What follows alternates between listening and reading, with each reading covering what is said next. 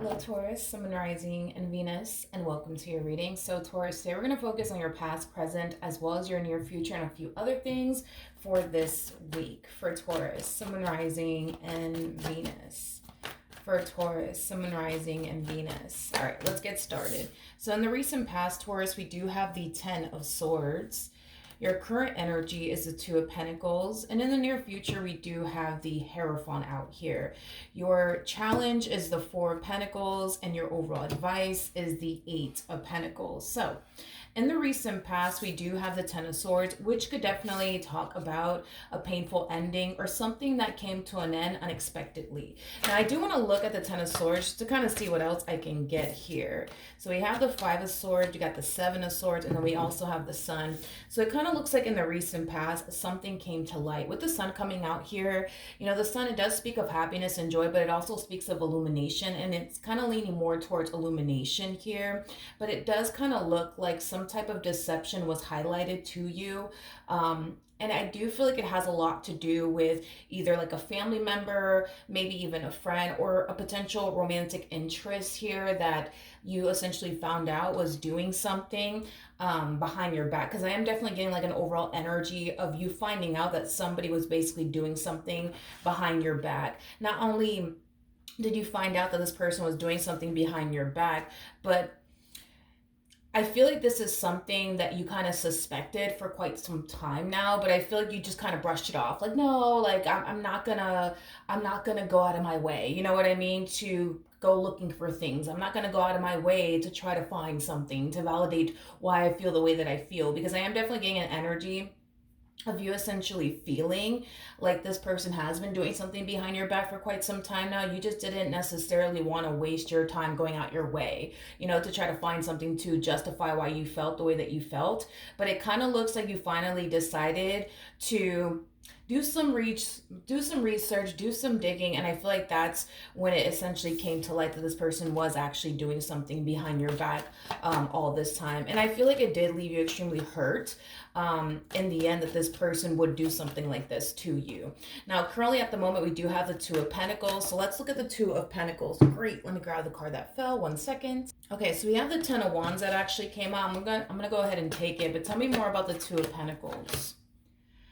All right. So in regards to your current energy, there is an overall energy of you wanting out of this entire situation. Now, this could definitely represent somebody that you're married to or in a relationship with, but there is an overall energy of you essentially wanting out of this marriage and or relationship that you share with this person in particular. It kind of looks like whatever it is that they did do, it's something that you view to be extremely deceptive. It's something that you view as, you know, something that's very, very hard for you to basically forgive them for and or even move past. So it kind of looks like the only option that you're really giving yourself in regards to this current situation is to leave this marriage and a relationship that you share with this person.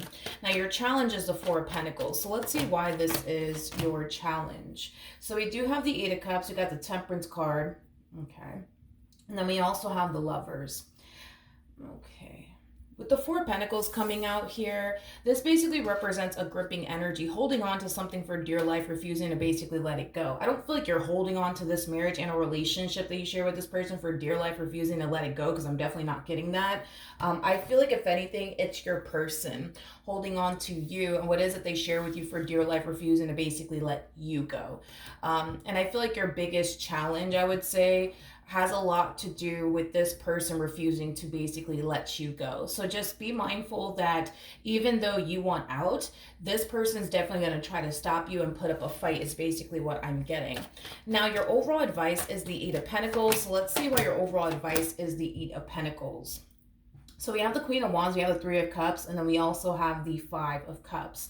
So your overall advice when it comes down to your current situation is to focus more so on doing what you have to do to get yourself out of the situation you currently find yourself in, and not take how this person feels into consideration, or how other people feel into consideration. This is like the epitome of you really needing to put yourself first and do what you feel as though is best for you, regardless of how everybody else is going to essentially feel about it. So don't take your person's feelings into consideration, what they want into consideration. Don't take your family members or your friends' feelings into consideration.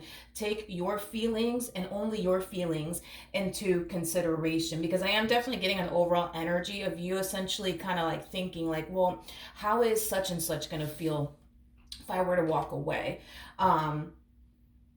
I am definitely getting that. It's like you're worried about what such and such is going to think, and what is this one going to say, and how is this one going to react if I were to leave. It has that type of feel to it. But this is why Spirit's like, hey, like, instead of you focusing on how other people are going to feel and how other people are going to react to you essentially leaving this marriage and a relationship that you share with this person, focus on you and how you feel and what you want in the end. Because it kind of looks like working things out with this person is not even an option. I mean, you're not even giving yourself that option to try to work things out here with this person. And I feel like it has a lot to do with the fact that whatever it is that they did, you view as something that's very unforgivable. You view as something that you really cannot foresee yourself moving past. So that's what Spirit wants you to do. Do what's best for you, and screw everybody else and how everybody else is going to feel about it. If it rubs them the wrong way that you're leaving this marriage due to their deceptive ways, and you know what, that's on them. But at the end of the day, you got to do what's best for you. Okay, so in the near future, we do have the Hierophant. So let's see why we're getting the Hierophant here.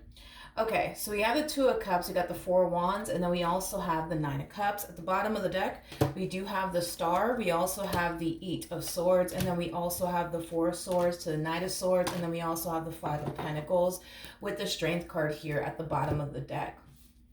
This is one of those situations where it's like, what's going to make them happy is not going to make you happy, and what's going to make you happy is not going to make them happy, is basically what I'm getting.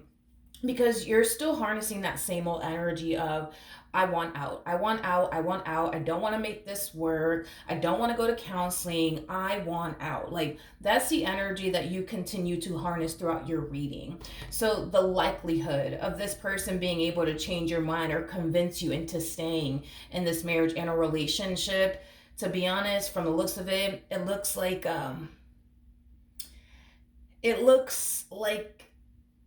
their chances, I would say, of fixing or repairing things here with you is at an all-time low, is basically what I'm getting, okay? I just feel like you want to be free of them and free of this, relationship that you share with this person. And it's mainly because you genuinely feel like whatever it is that they did, it's something that you can't move past. It's something that you can't find within your heart to essentially forgive them for.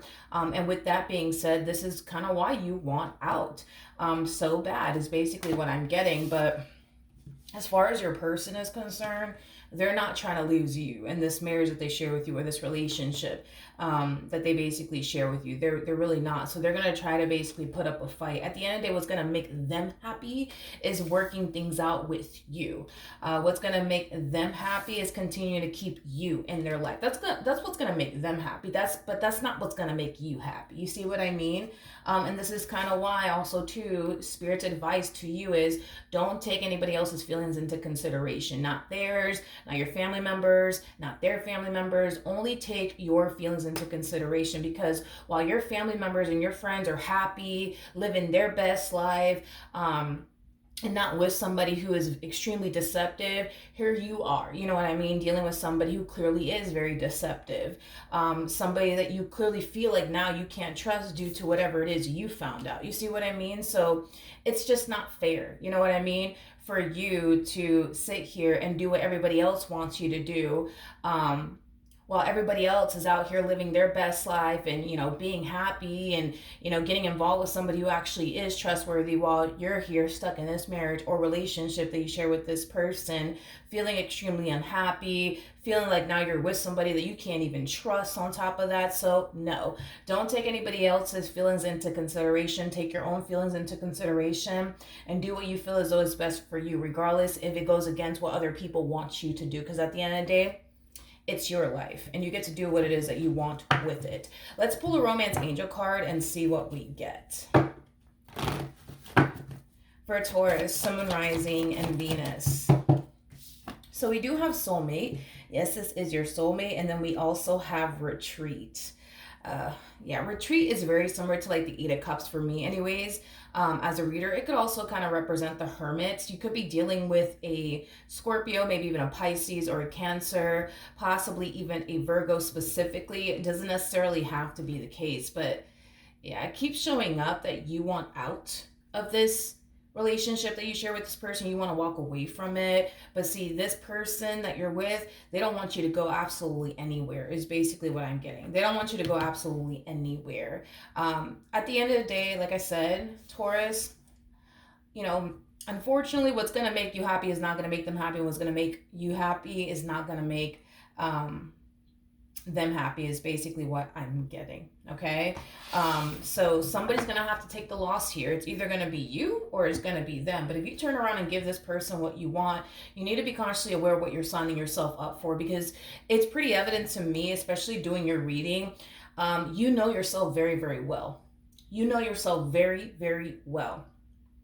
And I say all that to say this: you know for a fact that if you were to continue to work things out with this person and remain married to them or in a relationship with them, you're not going to have peace of mind, because this person has already showed you that they're not trustworthy and they're very, very capable of doing stuff behind your back. So with that being said, you're not going to have any sort of peace of mind here if you were to work things out here with this person. The likelihood, right, of you moving past the betrayal, moving past the pain, moving past the heartache, and also finding it within your heart to forgive them, you know that that's something that you're not capable of basically doing, and that was already basically revealed. So just be careful, because if you turn around and give this person what you want, you're going to be basically signing yourself up for mental torture, because you're going to constantly find yourself looking over your shoulder when it comes down to this person, constantly questioning, you know, every little move that they make, and who are they texting and who is calling them, and you're not going to live a life of peace.